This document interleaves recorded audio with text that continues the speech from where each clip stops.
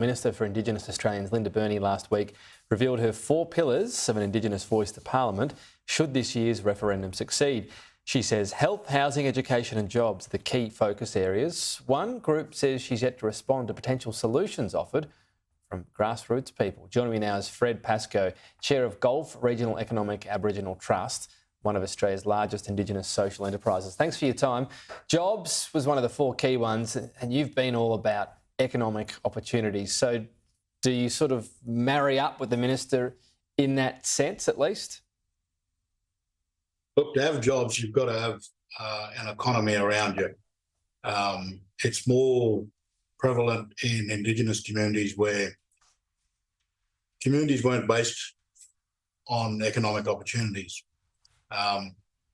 Mainstream towns, cities, they were based on either a mine or a particular industry or a port, a seaport, whatever. Indigenous communities were thrown together by the government of the day as a means to bring blackfellas in out of the bush into a society where they, to use their words, they tried to civilise them. Economic development wasn't even thought about. We cut to where we are today in 2023, and we're expected to participate in this country we call Australia. We're expected to be productive citizens, and yet we are prevented from participating in the economy around us. Those 4 pillars that Linda Burney has identified, as I said, are all very important issues. But we need something to drive those 4 pillars, and that is economic development.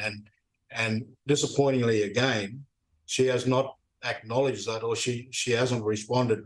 We sent them a document, as we did with other relevant ministers 2 weeks ago. We sent that to them saying, please come and have a yarn with us. This is our 30-odd years at grassroots level in doing what we know works. Okay. And as yet, we still haven't got a response. So on that, you make quite an interesting point there.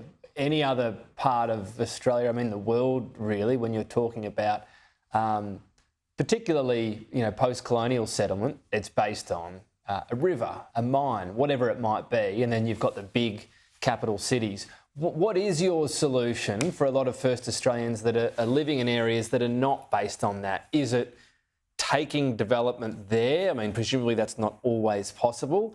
Is it people moving elsewhere? What is the solution? Look, we've identified that there is an economy there.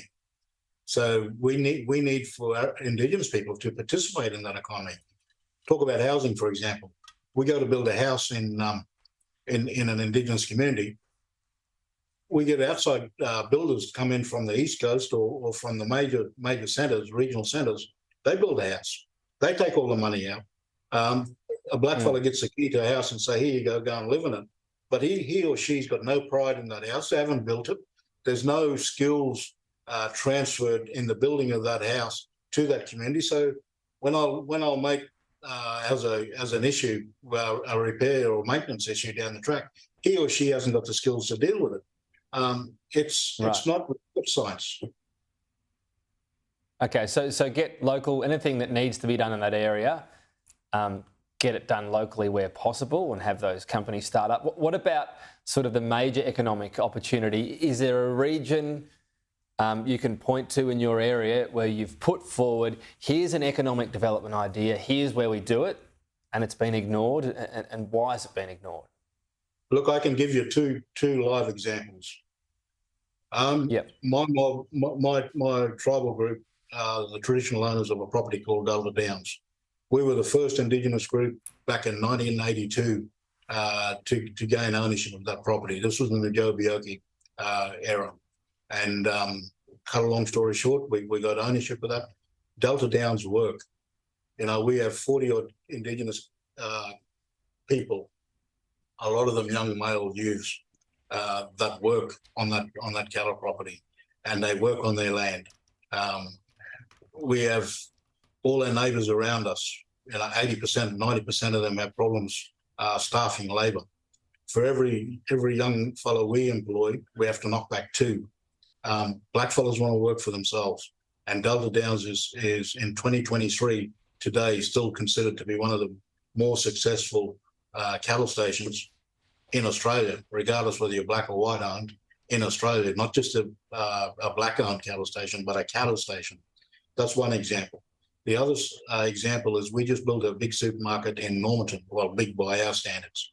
And that has been a major success. It's community owned, it's community driven, it's community managed, and it employs community people.